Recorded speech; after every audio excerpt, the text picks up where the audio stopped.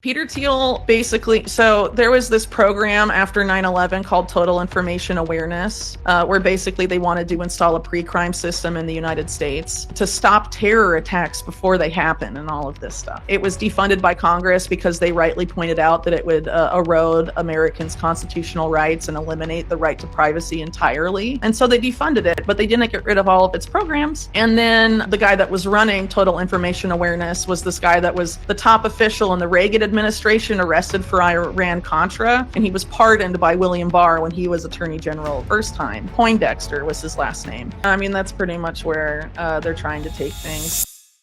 Earlier this week, President Trump announced his plan to deploy National Guard troops in the nation's capital, declaring a public safety emergency that placed the Washington Police Department under federal control and sent troops onto the city's streets. His stated intention to push for more permanent federal oversight of Washington, D.C.'s police force as part of a broader effort to intensify crime enforcement. Yet many are outraged. Crime was already statistically down before President Trump's deployment. So what's really going on? Investigative journalist Whitney Webb argues this move has little to do with crime numbers and everything to do with a deeper agenda. In an interview with the Sabby Sabs podcast, Webb outlined a long-term surveillance plan slowly being rolled out under the banner of public safety. According to her, powerful figures like Peter Thiel and Palantir are playing a central role, steering the rise of a surveillance state that stretches far beyond so-called freedom cities. Webb warns it will soon touch every corner of our lives, especially our health and finances. Which is basically, privatized government, but you're privatizing the state, but you're not you're not removing the authoritarian capacity of the state. So you're basically taking the state and then just making it a corporation, and the CEO runs it like a dictator. This is the ideology of Curtis Yarvin, sort of the house philosopher of the Peter Thiel network, who honestly, it's kind of crazy. Like during the COVID era, a lot of people were outraged by the World Economic Forum and Klaus Schwab and you'll eat the bugs and live in a pod. And Curtis Yarvin has some quotes where he basically says that the humane alternative to genocide is to force people to live in pods, wear VR helmets and entertain them and keep them fat and comfortable. I'm paraphrasing, obviously, but worth looking into the guy. He's I think there has been kind of a concerted effort to take policies that people were outraged about, like during COVID, that were authoritarian, and sort of brand and repitch a lot of them as coming from the so-called libertarian right that has been financed by Peter Thiel. But Peter Thiel is not a libertarian. He likes to claim he's a libertarian, but he says, free market competition is for losers. If you want to get rich, build a monopoly. And Peter Thiel has built his monopolies with the direct involvement of three-letter agencies of the U.S. The most obvious being Palantir, but also when, they were creating PayPal, they went around to every three-letter agency that would talk to them. So, this is a long-standing effort with these people. And Peter Thiel, I would argue, has been honestly a social engineering genius in rebranding neoconservatism as edgy and libertarian, because libertarians used to be anti-war and now a lot of them are not. Basically, so there was this program after 9/11 called Total Information Awareness, where basically they wanted to install a pre-crime system in the United States and in order to stop terror attacks before they happen and all of this stuff. And it was defunded by Congress because they rightly pointed out that it would erode Americans' constitutional rights and eliminate the right to privacy entirely. And so they defunded it, but they didn't get rid of all of its programs. And then the guy that was running Total Information Awareness was this guy that was the top official in the Reagan administration, arrested for Iran-Contra, and he was pardoned by William Barr when he was Attorney General the first time.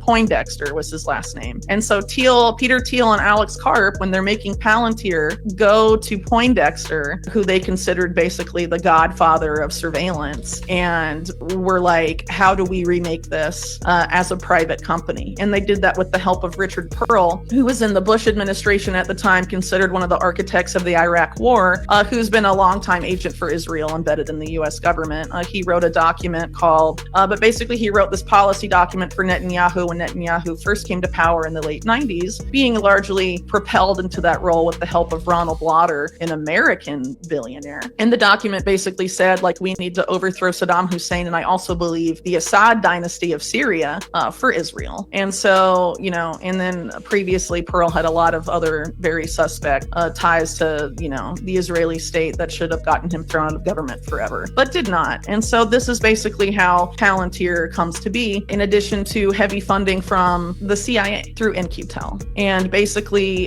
CARP has admitted that Palantir was always intended to, have the CIA basically be their main client, and that they, the CIA was their only client for their first several years of existence as a company. And Palantir engineers went to CIA headquarters in Langley, Virginia, every 2 weeks for several years, having the CIA tweak their product. Intimately involved in this was one of the top chief information guys. I think the top executive, the CIO of the CIA, was a guy named Alan Wade, who, while he was in the CIA, co-founded a company called Gilead with Ghislaine Maxwell's sister, Christine Maxwell.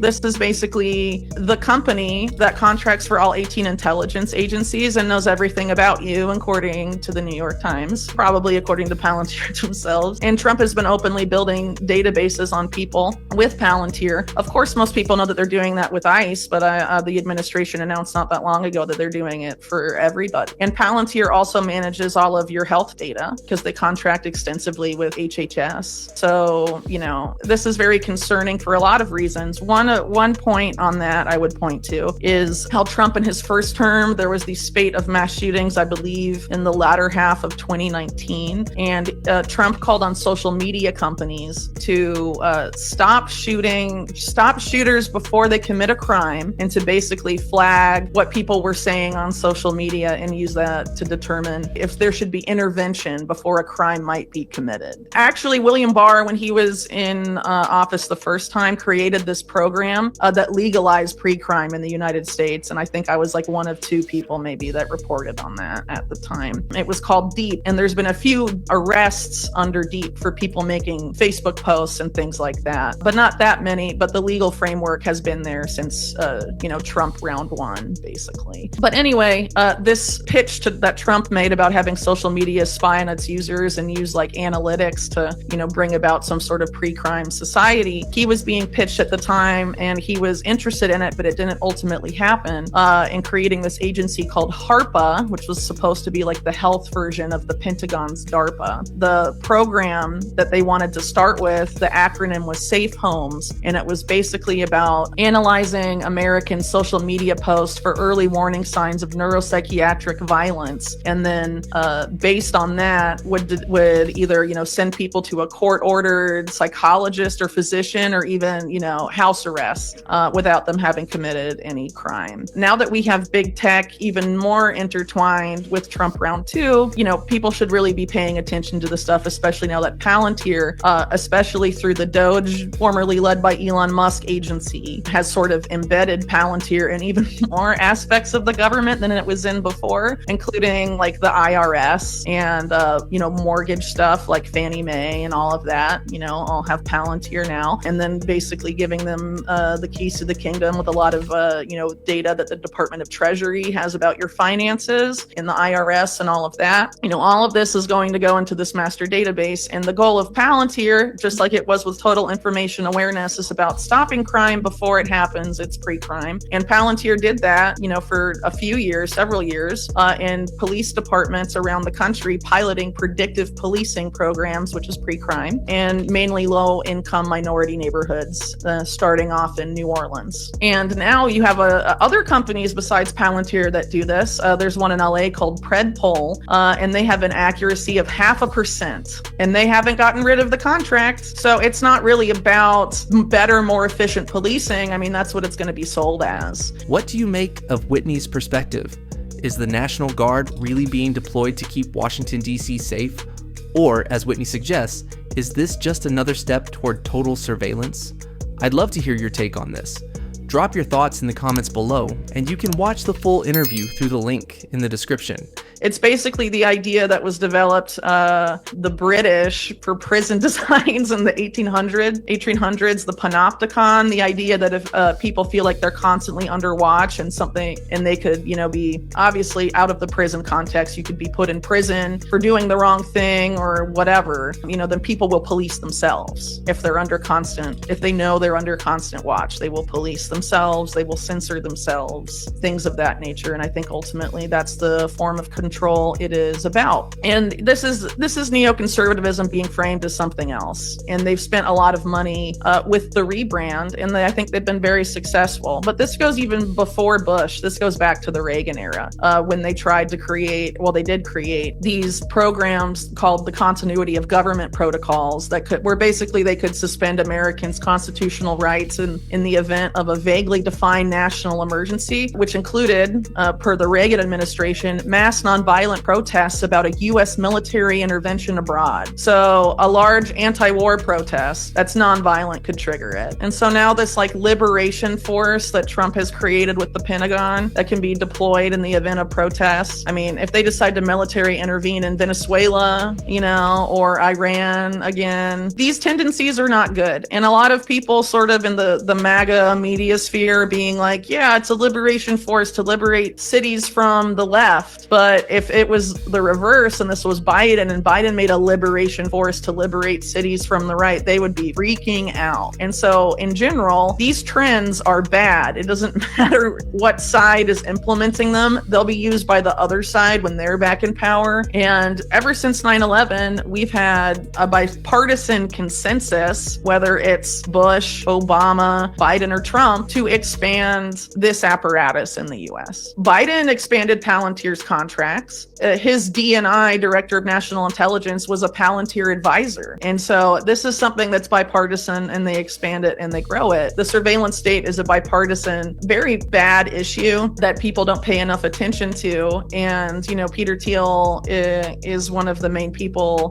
behind it. And JD Vance is basically his political puppet, right? And so a lot of the power that's in, Trump world now is very much adjacent to this mass surveillance agenda. And for a long time, and now it's being picked up by mainstream media, Silicon Valley has fused with the national security state. It's been going on for a very long time. And, as I've noted in a lot of my work, the national security state created a lot of the big Silicon Valley companies, or at least funded their existence and have contracted with them on and off ever since, like Google, like Facebook, like Palantir. And so this is really the fulfillment of something that's been going on and been being built for a very long time that they really hope they don't pay attention to. And Palantir was really smart. Like I said earlier, people freaked out about total information awareness, but then they turned it into a private company. And it was like, well, the private sector can do whatever it wants, Well, not if it destroys everyone's constitutional rights and contracts with the state in a public-private partnership. It's really not that functionally different at the end of the day than having it being run out of DARPA like it was originally. If you found this video valuable, don't forget to hit the like button. It really helps us reach more people with stories that matter. And make sure to subscribe and press the bell icon so you never miss an update. Getting this kind of news early can make all the difference, not just for staying informed, but for understanding the bigger picture that impacts our future and even our investments.